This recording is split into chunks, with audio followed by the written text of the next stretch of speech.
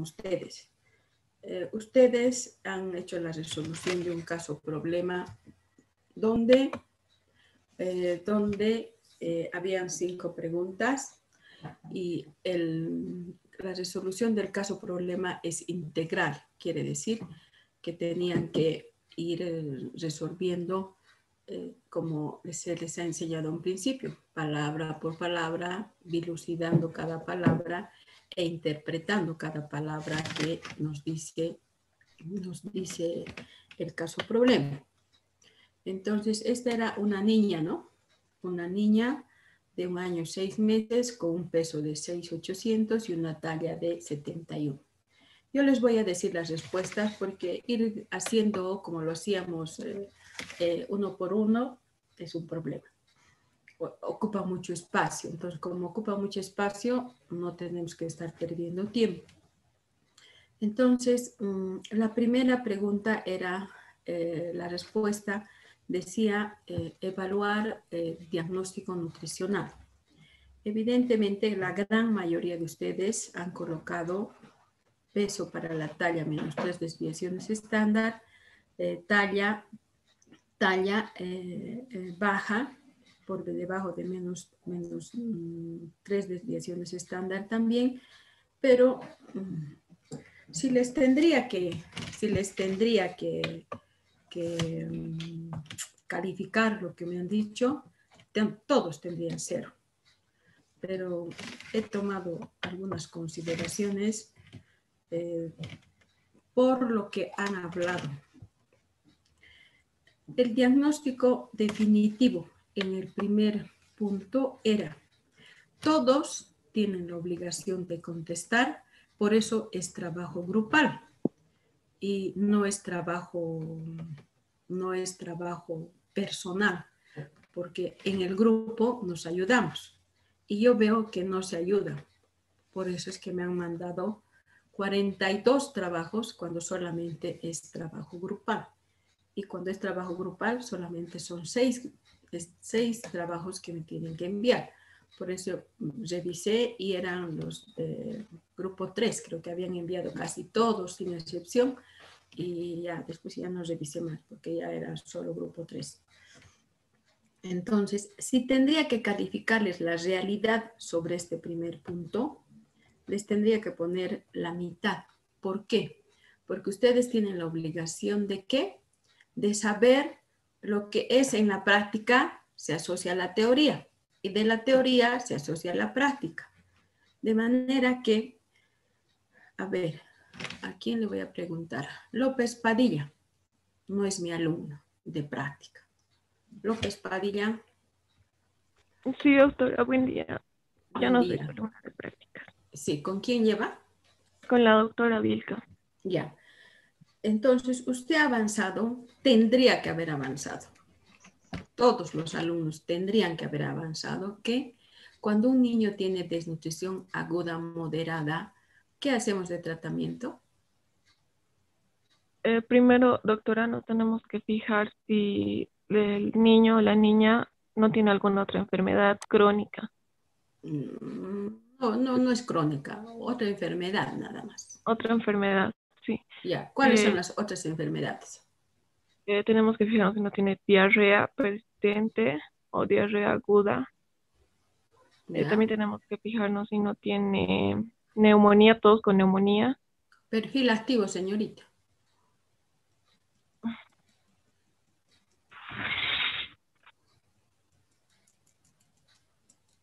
Porque estamos haciendo resolución del caso problema. Ya. Ya, doctora, tenemos que fijarnos también si no tiene neumonía, con todos con neumonía. Y también tenemos que fijarnos en otros signos de peligro. ¿Cuáles? Si el niño no está letárgico, o si el niño no está inconsciente, o si ha tenido convulsiones, o si vomita todo lo que come, o si no está lactando bien. Ya. Le comento que no tenía que buscar usted eso, ni tampoco, solamente tenían que basarse en qué, en que el niño no tenga complicaciones, que es la diarrea, que es la diarrea con deshidratación, la disentería, diarrea persistente, sospecha de sarampión y malaria. Esas 5 patologías tenían que fijarse si no hay. Este niño tiene, en el caso problema, este niño tiene patología de base, tiene una complicación, ¿tiene o no tiene? ¿El López? Doctora, en el caso problema, el niño tenía su frecuencia respiratoria más elevada y tenía problemas respiratorios, y al ser que tenía neumonías a recurrencia, entonces sí podía tener una enfermedad de base. Que es la neumonía. En general hablamos de neumonía porque ha hecho varias veces neumonía, ¿no es cierto? Entonces tiene una complicación que es la neumonía. Entonces solo identificamos a la neumonía porque ha hecho varias veces neumonía. Neumonías de diferente clase ha hecho. Por eso dice neumonía recurrente. Entonces la respuesta definitiva tendría que ser desnutrición moderada, complicada, ¿con qué? Complicada, desnutrición aguda, grave, complicada con neumonía. Con neumonía. Tenían que haber colocado, y el otro diagnóstico era talla baja, que está bien, eso no requiere más nada. Entonces, a todos ustedes les ha faltado, a excepción de, les ha faltado la complicación. Entonces, cuando vayan a hacer un examen a un paciente, entonces no le van a decir, señora, tiene tos cuando tiene diarrea. Entonces, tiene tos y además tiene diarrea. Esa era la primera respuesta. La segunda respuesta que tenían que colocar, que decía las diferencias desde el punto de vista académico de las infecciones respiratorias altas y las bajas, ¿no es cierto? Esa era la Guaya. Guaya. Buenos días, doctora. Buen día. O sea, ¿usted qué grupo es? De su grupo 2. Ya, del subgrupo 2, lo que han hecho es identificar las enfermedades. Me han dicho que en una rinitis va a haber fiebre, en una amigdalitis dolor de garganta, en una infección de vía respiratoria baja va a haber fiebre, tos, tiraje subcostal y así. Ahora, en términos generales, desde el punto de vista académico, ¿cómo diferenciamos las infecciones respiratorias altas y bajas? O sea, no les estoy preguntando qué enfermedades contemplan la vía aérea superior y qué enfermedades contemplan la vía aérea inferior.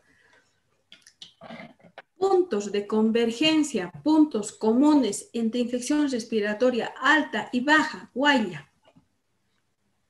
Un punto, un signo común entre ambos, infecciones respiratorias altas y bajas, un síntoma común. Tal vez un signo radiológico, doctora, porque el signo radiológico en una infección respiratoria alta es normal, en cambio en una infección respiratoria baja lo vamos a encontrar patológico. No, pero un signo común entre ambos es la tos. Todos han avanzado práctica. En las infecciones respiratorias altas, ¿qué hay? Hay tos. En las infecciones respiratorias bajas, ¿qué hay? Hay tos. ¿O no? ¿O estoy equivocada? ¿O me estoy inventando? O como algunos ya han comentado. Si ustedes quieren comentar de mi persona, quiero que lo hagan en mi frente, pero ya he escuchado varios comentarios de parte de ustedes. Saben, jóvenes, yo puedo ser súper estricta, puedo ser súper fregada, pero jamás me refiero de un alumno. Nadie de ustedes va a poder escuchar absolutamente nada de mí porque no es mi estilo. Yo soy otro tipo de personas donde tengo que sacudirlos para que aprendan. El resto es la calidad de gente que son.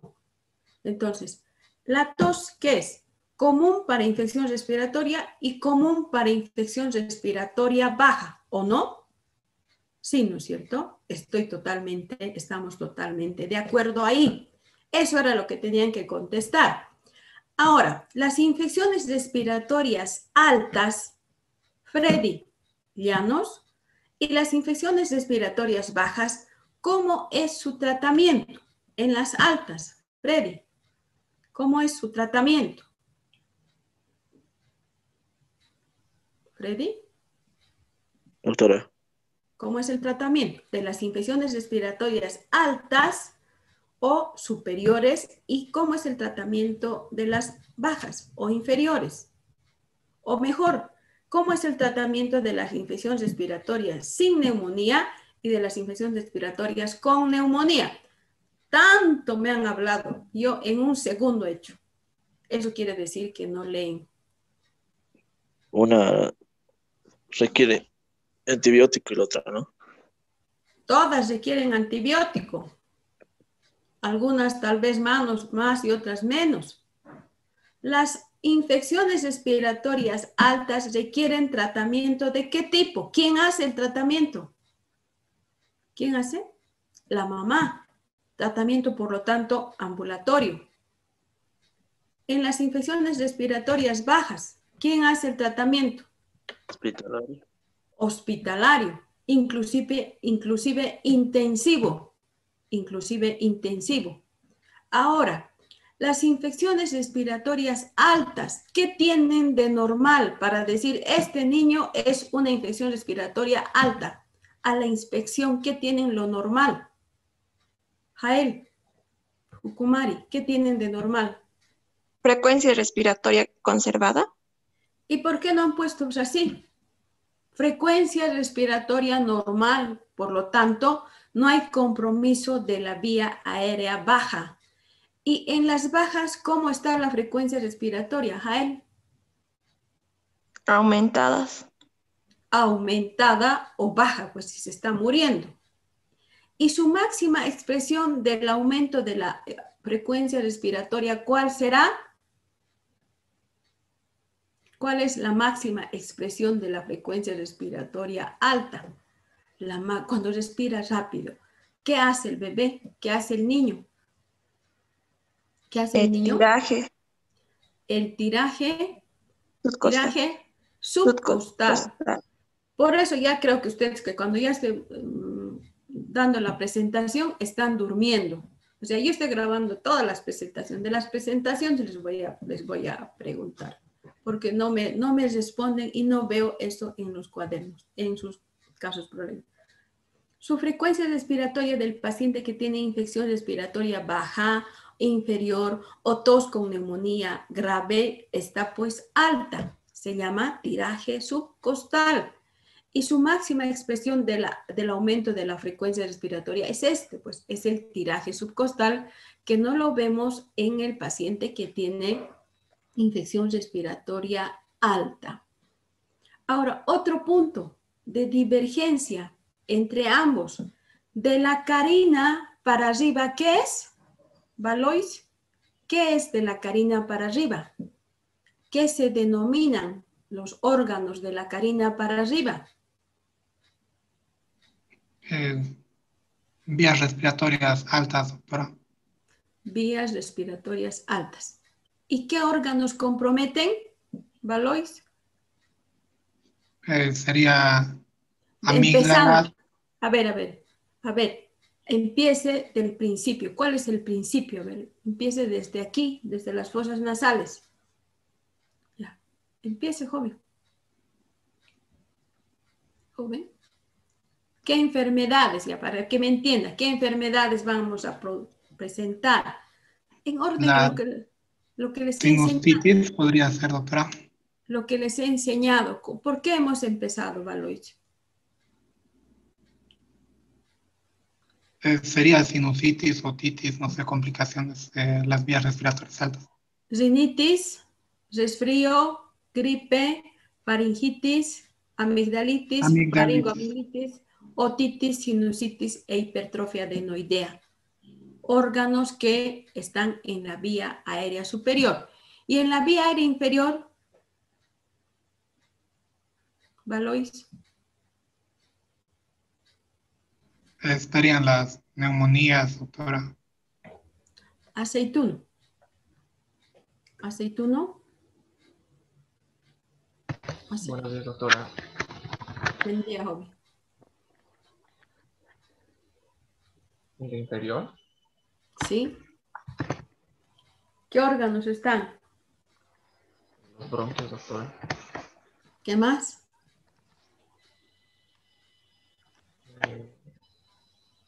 Los bronquiolos también. Los bronquiolos. ¿Qué más?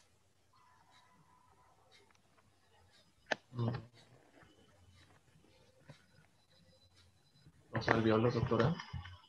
¿Qué más? Los pulmones. ¿Dónde está todo eso? Está el parénquima. Bronquios primarios, secundarios, bronquiolos, alvéolos y parénquima. Entonces, todo eso compromete la vía aérea inferior. Entonces, y cada uno de estos órganos se van a enfermar designándoseles diferentes nombres. Bronquitis, bronconeumonía, neumonía típica, después bronquiolitis. Podemos encontrar enfermedades de compromiso de la vía aérea inferior. Otro signo que nos va a ayudar a diferenciar ambos, infecciones respiratorias altas e infecciones respiratorias bajas, en un 80% las infecciones respiratorias altas tienen compromiso viral. Casi la gran mayoría primero son virus y una minoría son bacterianas. Lo contrario sucede en la vía aérea inferior. La gran mayoría son bacterias y una minoría son virus. Entonces, ¿así han contestado? No, ¿no es cierto? Han contestado otra cosa. Ya. Ahora, la tercera respuesta decía diagnóstico. No tengo el caso o problema. ¿Alguien tiene? En la parte final, ¿alguien tiene a la mano el caso problema? Eric, que fue el que leyó, ¿tiene a la mano? Sí, doctora. A ver, lea, en la parte casi desde la mitad. Desde la mitad. Ya está bien, doctora. La exploración física de ingreso evidencia una paciente en mal estado general con signos de deshidratación moderada y nutricional, un peso de 6.8 kilogramos y una talla de 71 centímetros, taquicardia y taquipnea, tiraje subcostal, cianosis, temperatura rectal de 38.5 grados centígrados, palidez leve, tórax simétrico, se auscultan estertores crepitantes basales derechos con marcada disminución de la entrada de aire en dicha región. El resto de la exploración es normal. La radiografía de tórax AP y lateral evidencia la presencia de una imagen radiopaca grande que compromete la región del lóbulo inferior derecho, por lo cual el paciente debe ser internado. Ya. Ahora, ustedes han aprendido, no les estoy enseñando yo, ustedes han tenido que haber aprendido que en la vía aérea hay dos clases de ruidos. Unos son los ruidos sobreagregados secos y otros son los húmedos. ¿Cuáles son los secos? Los roncos y las sibilancias. Los roncos son estos ruidos que aparecen en la vía aérea cuando el cuadro se está resolviendo. Y las sibilancias son la obstrucción de los conductos respiratorios terminales, los bronquiolos. Cuando estos se inflaman, entonces a la salida el aire tiene dificultad y choca con las paredes y empieza a silbar. Dependiendo del grado de obstrucción, ustedes encontrarán sibilancias abundantes o un silencio total. Esos son los ruidos sobreagregados secos. Encontramos estos ruidos sobreagregados en los pacientes que tienen un problema de rinitis, un problema de faringitis, un problema de amigdalitis, un problema de otitis, un problema de sinusitis, un problema de hipertrofia adenoidea. Tenemos roncos, tenemos sibilancias. O, en otras palabras, podemos encontrar ruidos sobreagregados húmedos. ¿Cuáles son? Los estertores crepitantes y los estertores subcrepitantes de pequeña, mediana y gran burbuja. Pequeña, mediana y gran burbuja, gotitas de agua en un vaso. Crépitos, como si estaríamos estrujando el cabello. Escuchamos estos ruidos cuando tenemos otitis, laringitis en el paciente. Sí, será en una laringitis. Sí será los ruidos sobreagregados, será estertores crepitantes y subcrepitantes en la vía aérea inferior. Pero en la vía aérea superior no encontramos nada. Tal vez vamos a escuchar las sibilancias, pero que no son propias de la vía aérea superior, son ruidos de transmisión alta. Quiere decir que estamos escuchando porque es el órgano subyacente que está enfermo, que no es propio de la vía aérea superior. Los roncos son los ruidos que tenemos en algún momento cuando no tosemos bien y emitimos un ruido que es por la resolución de estas infecciones respiratorias. Ya está. Ahí están todas las diferencias marcadas que ustedes tenían que colocar en el paciente. Imágenes radiológicas desde el punto de vista radiológico en la vía aérea superior son signos vagales, no son signos específicos. El único que nos puede orientar a una lesión típica de la vía aérea superior será pues la laringitis que nos va a mostrar una imagen, una laringe muy estrechada que se llama imagen en punta de lápiz.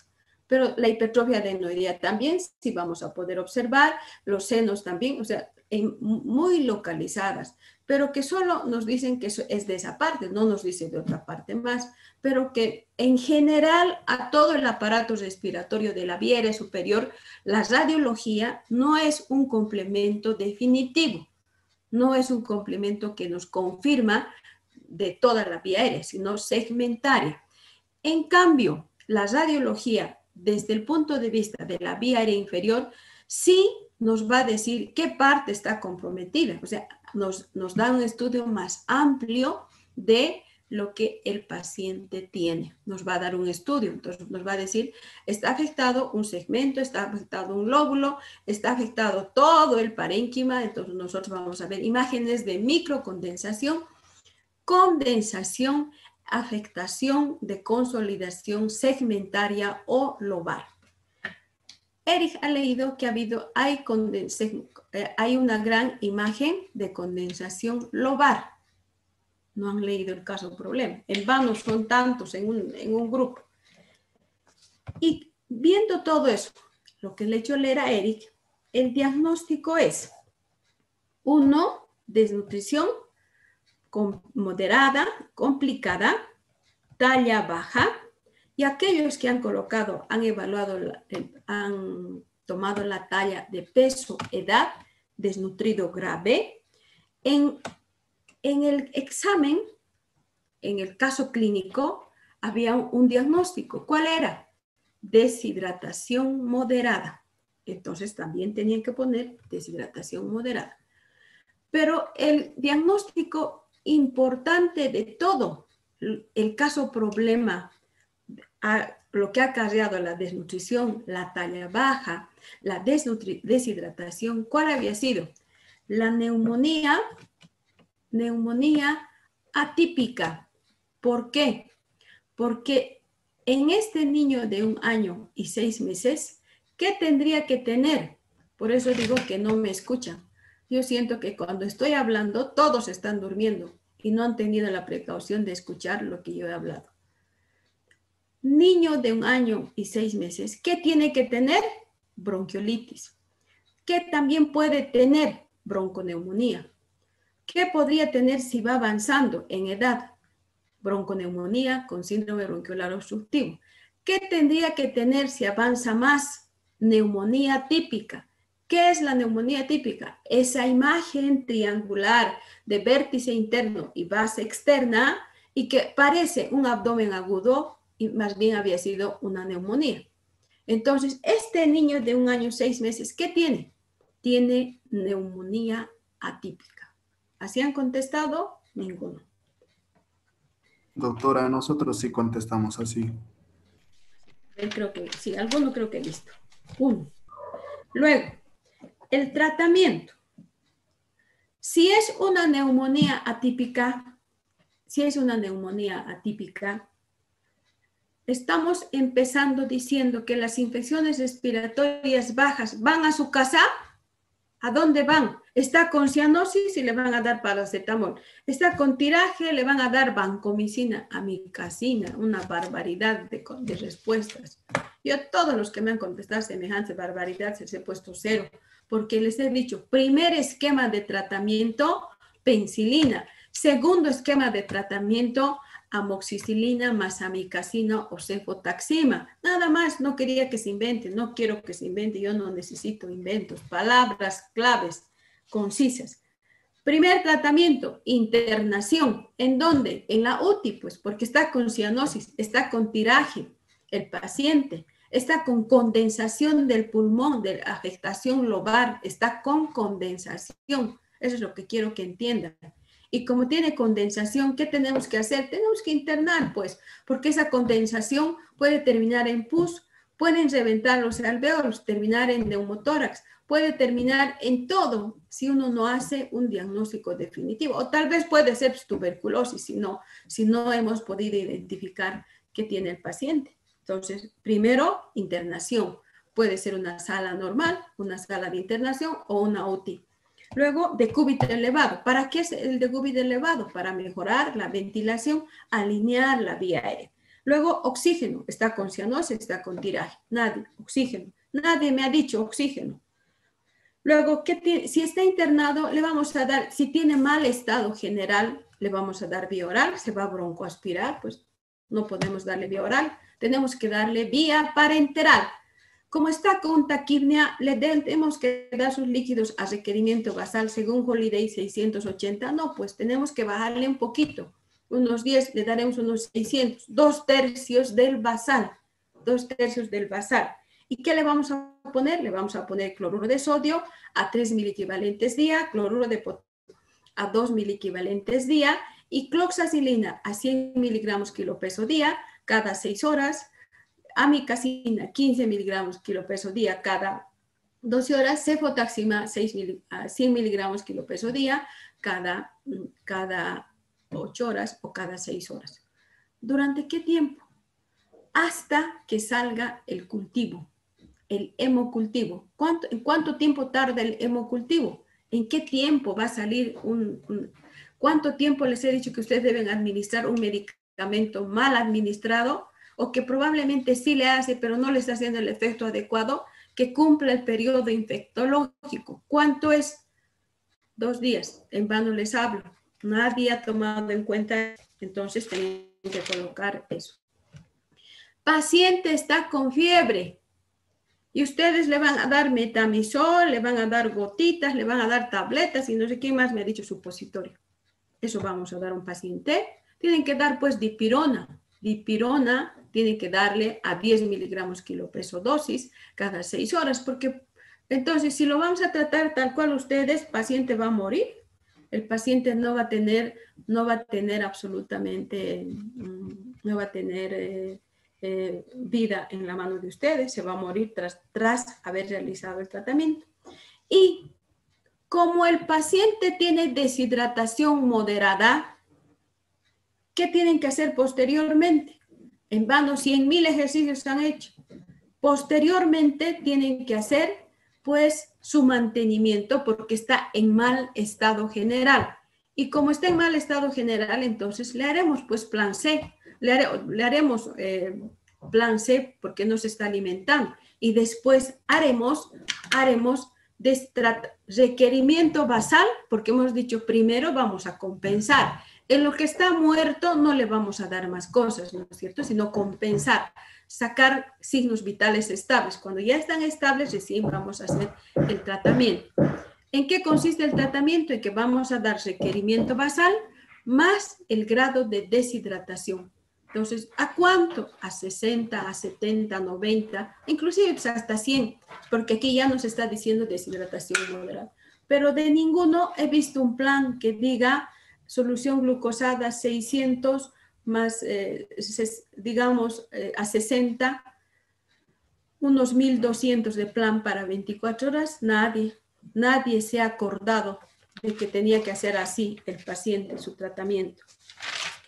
Luego, a los que todos me han puesto vancomicina, imipenem, no sé qué más, no es. La medicina no se trata así. Se trata como hemos mencionado, primera línea, segunda línea, tercera línea. Los antibióticos que ustedes han mencionado son para gérmenes intrahospitalarios. Y como son para gérmenes intrahospitalarios, tendrían que tener la certeza verídica de que esto es una pseudomonas. No decirme si es pseudomonas, no estamos hablando de pseudomonas. Estamos interpretando la letra muerta, lo que está en el caso problema. Entonces, no hay supuestos. Luego, ¿qué tratamiento preventivo va a ser? Ahí les he hecho valer porque todos han puesto todo lo que se les ha ocurrido, pero se les ha ocurrido mal.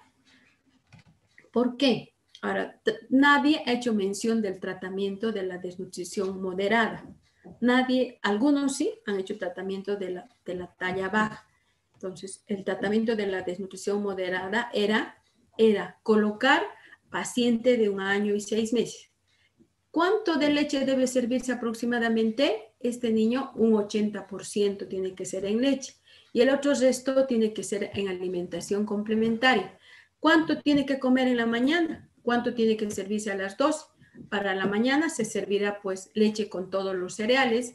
A las 10 de la mañana se servirá cualquier fruta. A las 12 del día se servirá carne de pollo, de res, pescado con 7 colores de verdura, con cualquier grano y aproximadamente de 15 a 25 cucharadas. A la hora del té se servirá también alguna compota y su cena, entre 15 a 25 cucharas. ¿Qué suplemento vitamínico? Vitamina A, vitamina zinc, debes recibir hierro, debes recibir bajo la forma de chispitas y hacer recomendaciones sobre la alimentación del niño enfermo. Algunos me han dicho la mitad de las recomendaciones. Cuando me estén mencionando lo que está dentro de la IEPI, les ruego que mencionen todo, o mejor no lo hagan cuando hacen solamente la mitad. Entonces, como solamente la mitad me han usado, a todos los que han hablado todo eso, les he hecho valer algo. Ya.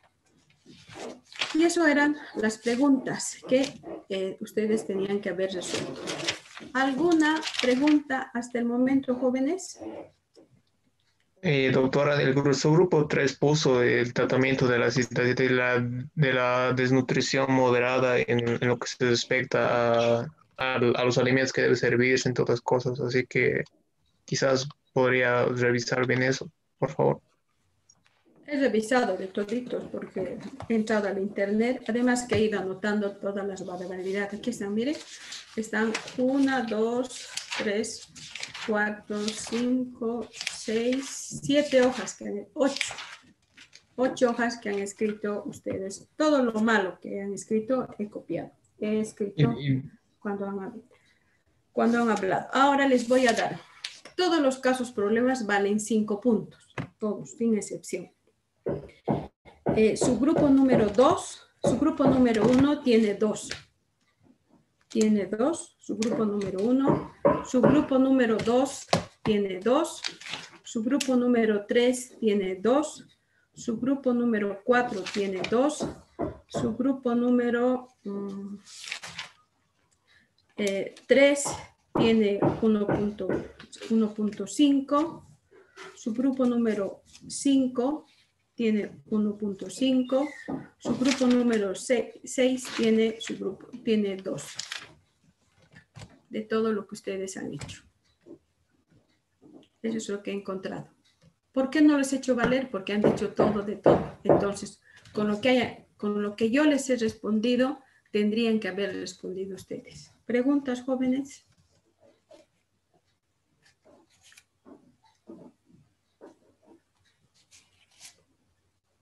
Bueno, no tienen preguntas a lo que les acabo de decir. Lo he impreso todo lo que ustedes han hecho.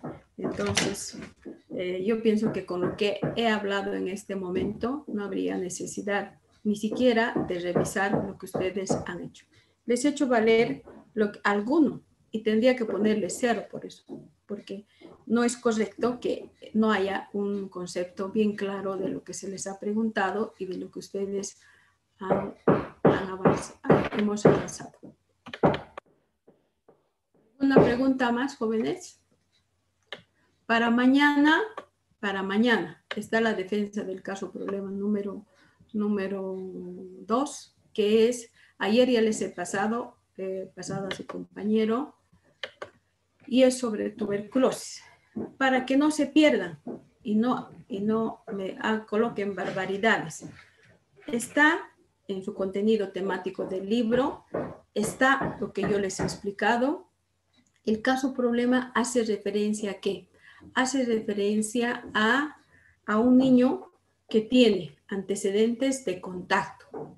Y en los antecedentes de contacto nosotros tenemos que tomar las conductas pertinentes. Luego, cuando tiene síntomas, tenemos que saber qué tenemos que pedir, qué exámenes complementarios, porque hemos mencionado que cuando un niño tiene tuberculosis, nosotros no podemos iniciar tratamiento porque sí, sino que tenemos que tener la certeza exacta de que este niño tiene tuberculosis, porque recuerden que el tratamiento es prolongado, es supervisado, es vigilado estrictamente durante el tiempo, y además que durante ese tiempo nosotros tenemos que hacer una vigilancia de que no haya compromiso de otros órganos. Entonces, mañana vamos a hacer la defensa del caso problema y espero que lo hagan un poco más rápido para que después de lo que ustedes hayan hablado, yo les dé sus exámenes. Así no van a ir comentando por todo lado que la doctora se ha agarrado con nosotros y que no nos quiere dar las respuestas. Eso para mí es una barbaridad. Pero ahí lo dejamos. Ahora vamos a avanzar otro tema que también es importante, de por qué nosotros estamos avanzando reanimación. ¿Por qué tenemos que darle la debida importancia a la reanimación? Durante el periodo del embarazo, normalmente tiene que haber un control estricto. Y generalmente ese control lo va a hacer ¿quién? Lo va a hacer el obstetra. Y el obstetra tiene que decir cómo va esta gestación. Para eso tiene que hacer controles.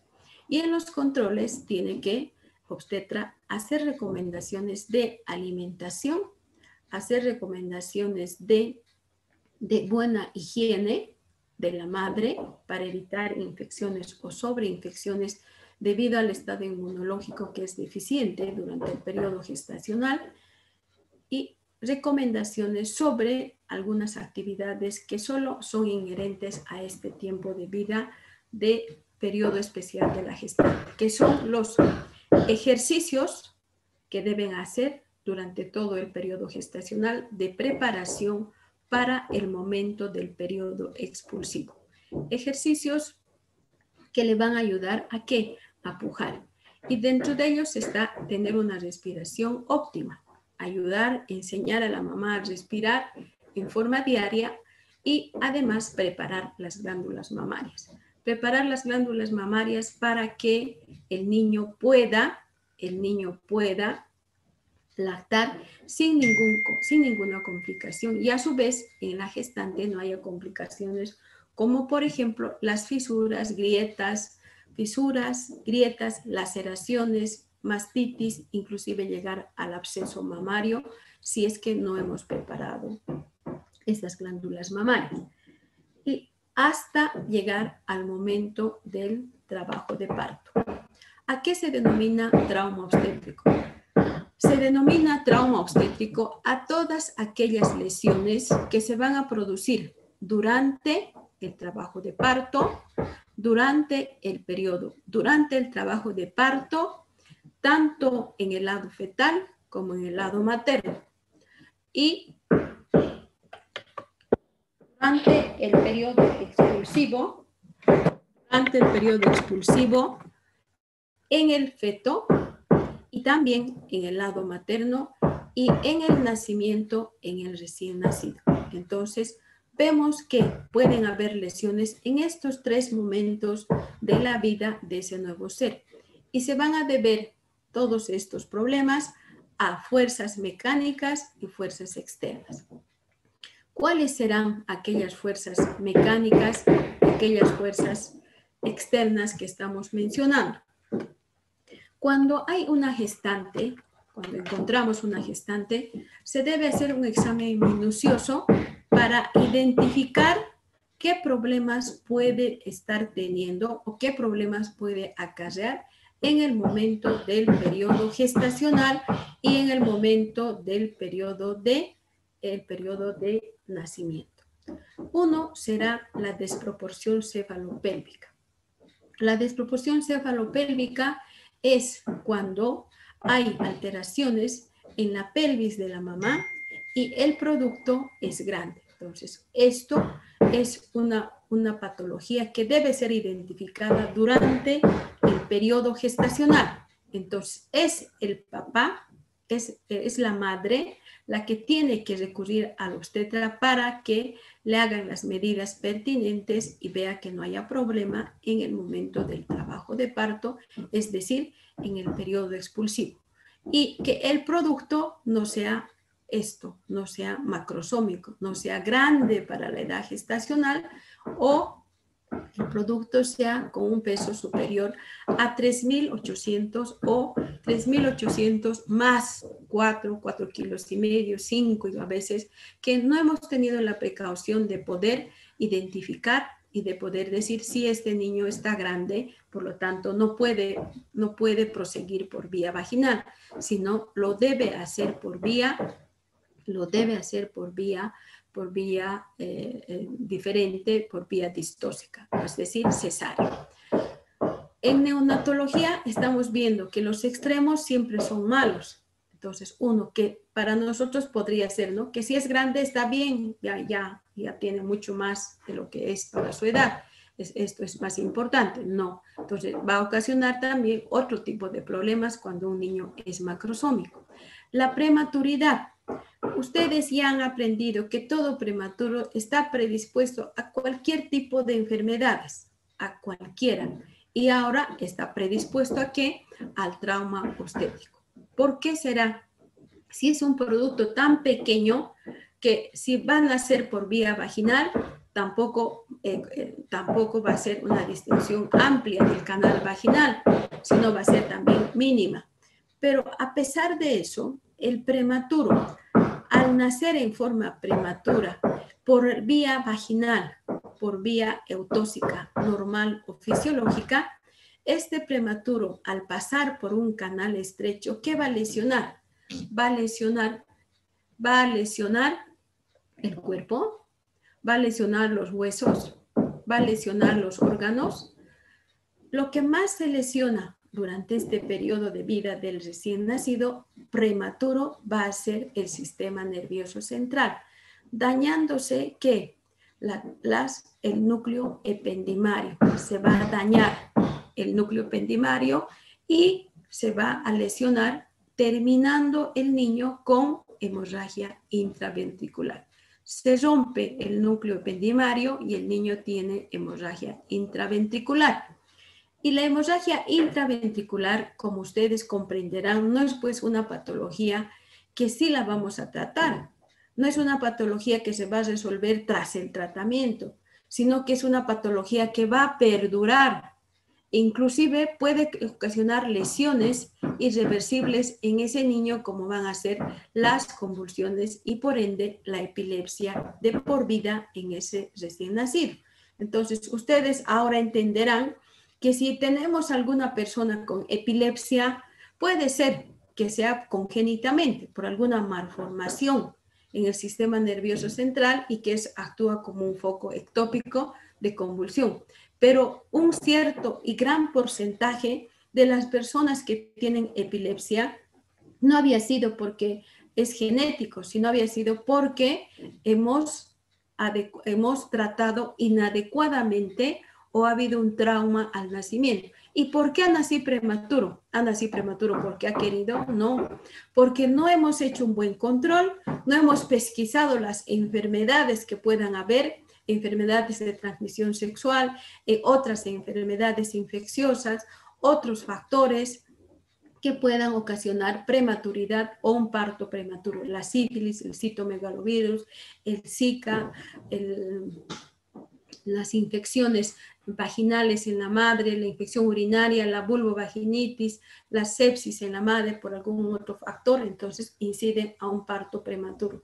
Y que la prematuridad, entonces ya por nacer en forma prematura, entonces si nace por vía vaginal, se va a producir esta lesión que es la hemorragia intraventricular. Y la hemorragia intraventricular también es consecuencia de un trauma obstétrico.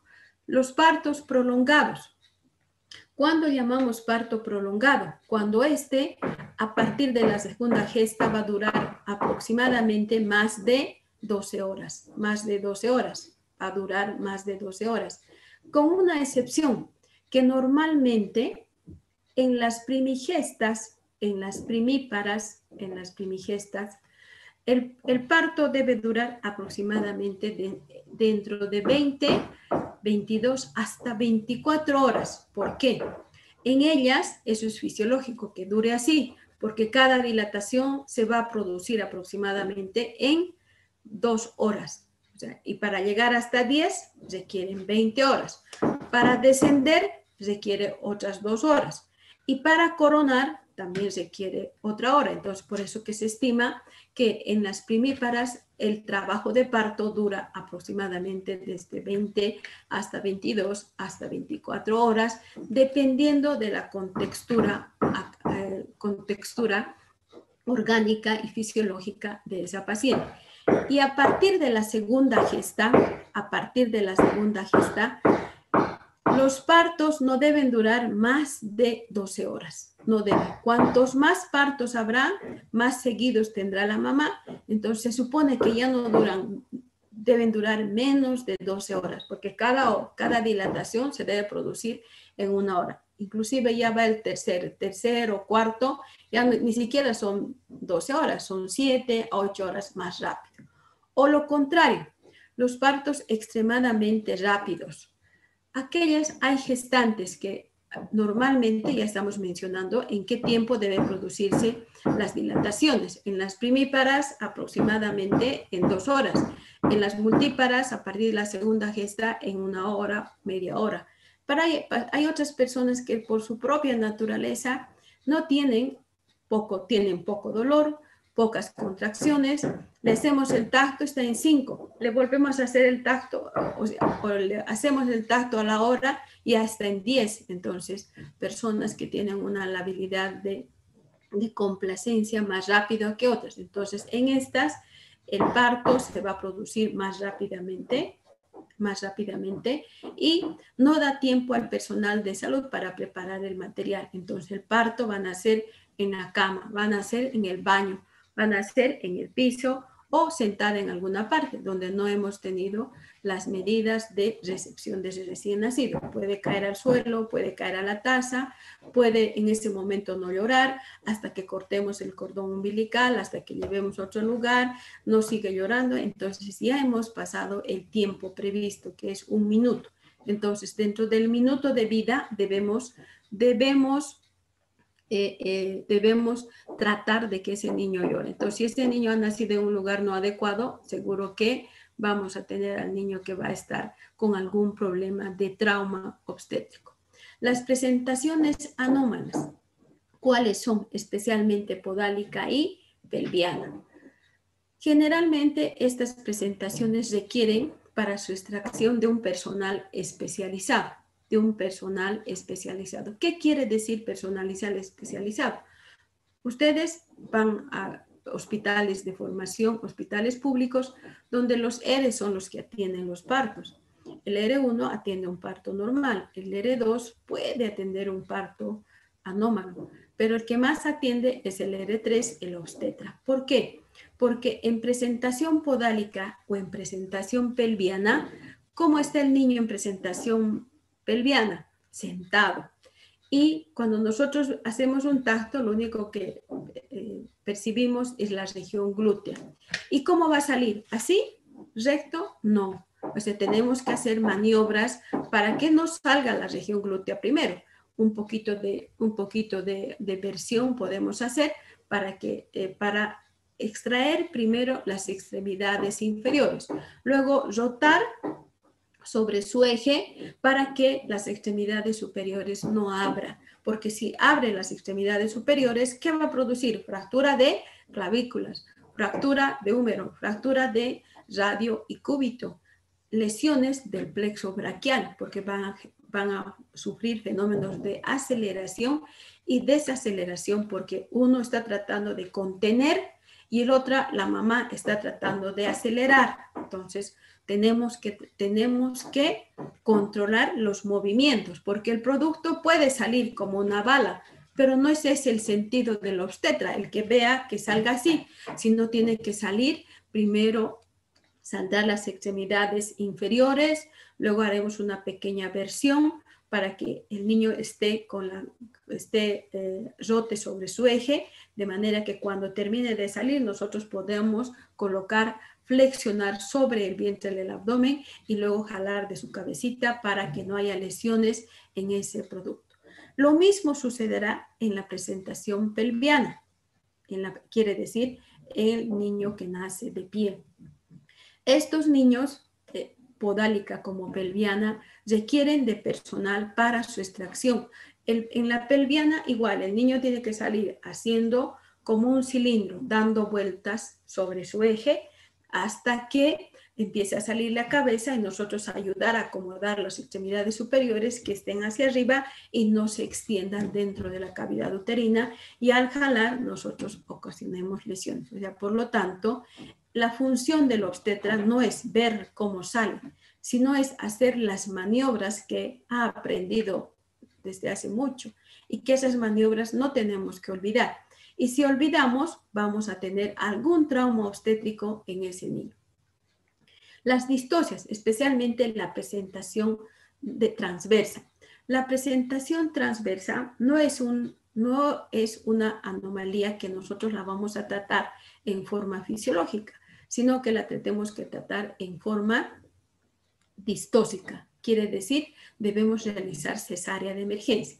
Las distocias de presentación de frente, de cara, de hombro, entonces tenemos maniobras establecidas para cómo debemos extraer el producto en estas diferentes situaciones que tiene el recién nacido al momento del periodo expulsivo.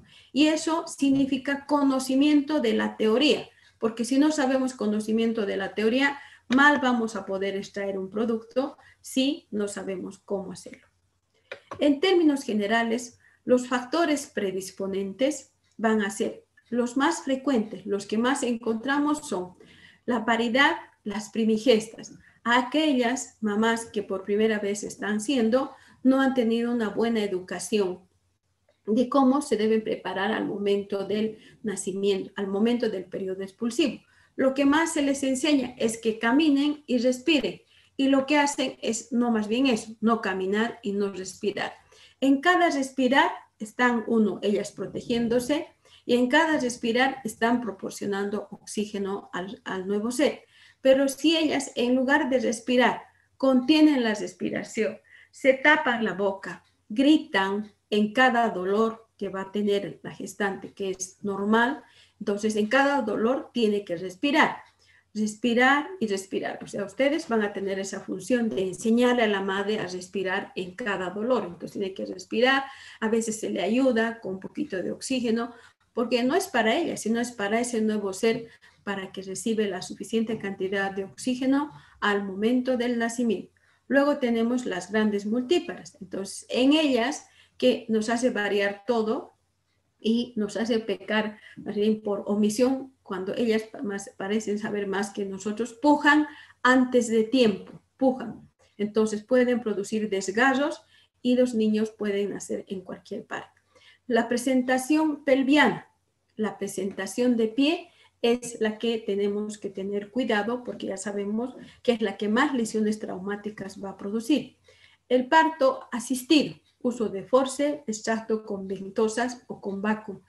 Hasta hace unos 15 años se utilizaba el force, se utilizaba el vacuum, la extracción con ventosas, pero que producían lesiones El forceps, como eran 2 cucharillas, producían lesiones de continuidad a la altura de los parietales y comprimían esta región donde producían lesiones de los oídos.